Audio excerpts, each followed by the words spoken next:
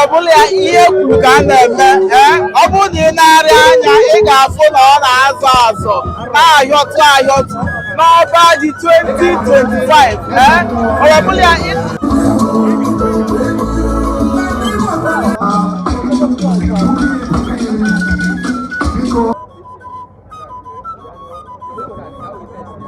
ya ka mmanụ si agwọ